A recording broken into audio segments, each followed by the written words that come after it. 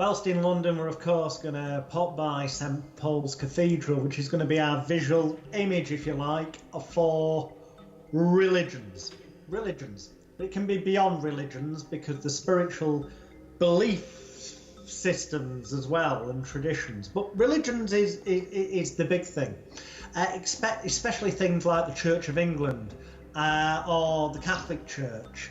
Let's take a brief look at some of these. The Catholic Church, we look at the Vatican. The Vatican is effectively a miniature city all of its own that's fenced off. It's a miniature city that has its own laws. And you've got to ask yourself, why would it have its own laws?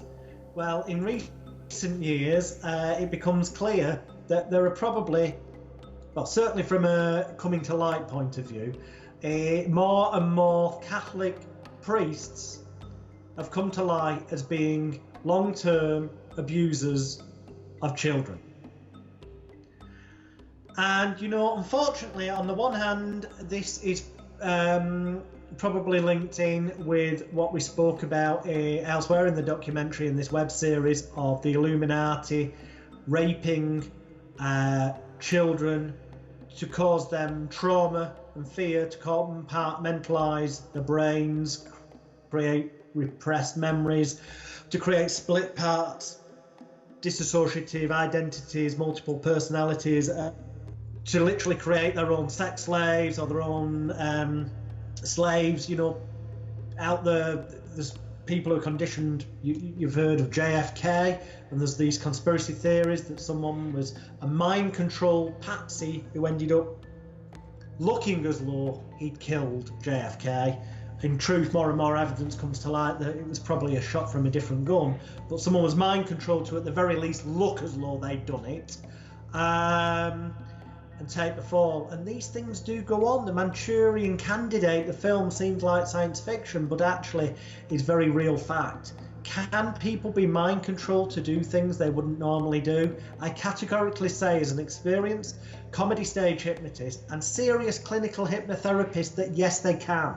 You can make them do things that would contradict the morals and the values by framing it in a way where they think it fits with their morals and values. And that's what religion does. If you can brainwash somebody or condition them, indoctrinate them through religious teachings to believe that doing X, Y, and Z is vital to believing in their God, their saviour, then to do anything the other way against it is seen as being bad. And as a former religious minister, and you can search the internet for this, recently admitted, he said, hell is just a construct invented by the church to instill fear into people, to create disorientation and confusion, to knock them in that freeze theta state where they're hypnotised and highly suggestible, so they're under control and easily more manipulated. The majority of religions have something called tithing or similar, which means to give at least 10% of all your earnings to the church. That's why the Catholic Church are the richest landowners in the world. Some religions, the Church of Scientology, encourage you to give practically all your money to the church. Follow the money, as I say in other parts of the documentary. These people haven't got your best interest at heart when they want you to give all your money to them, especially when you're barely struggling to pay your mortgage yourself. And as we've said in other areas of the documentary, when you have a mortgage, you don't own a property. You don't own it till you paid off the last penny. What you own is a lot of debt, worry, stress, and fear of how your life could change in an instant. These things are there. Why should you believe God had an extra O in it? Goodness, that's what it's about. Treat others as you expect to be treated yourself. Good is within you. Heaven and hell is within you, the human being. It's what you create in your personal desktop computer. If you use the right antivirus software, i.e. positive thoughts, reject negatives, open your mind, look at the bigger picture, so that you become more relaxed, more attentive, and more positive forward thinking, then you can, as a result, start to believe in yourself and have more confidence in yourself, have more self-image, positivity, more self-confidence, more self-esteem, feel good, and more self-control, aka willpower, meaning that you won't feel the need to turn to drugs or alcohol to handle the stresses of life, because you'll have more positive state of mind to deal with those things. You won't need to feel as though you've got an empty gap. Get charged with negative thoughts, emotions, thoughts, ideas, incorrect beliefs from perhaps religions who want to control you. And it's about dividing and conquering. If some people who believe in religion think that other people are sinners and stuff if they don't follow a religion, then we're divided and conquered. Surely that goes against uniting, which we all should. Also, people manipulate this for money. Look at the Catholic Church, largest money owners, landowners, and richest people, some of the richest in the world in religions. Look at Scientology. Then you've got people who cash in on religions, well, they all do, but cash in more blatantly, like Benny Hinn, the American evangelical preacher. Just search YouTube for Benny Hinn, and you'll see him throwing people on the floor or flicking his jacket and then falling over. This is nothing more than a hypnotic induction process, a mass hysteria dressed up as alleged religion, where people spend a fortune thinking they're going to get cured, and some of them do end up feeling better, but that's thanks to the placebo effect. It's all suggestion and psychological manipulation. It has nothing to do with the power of God.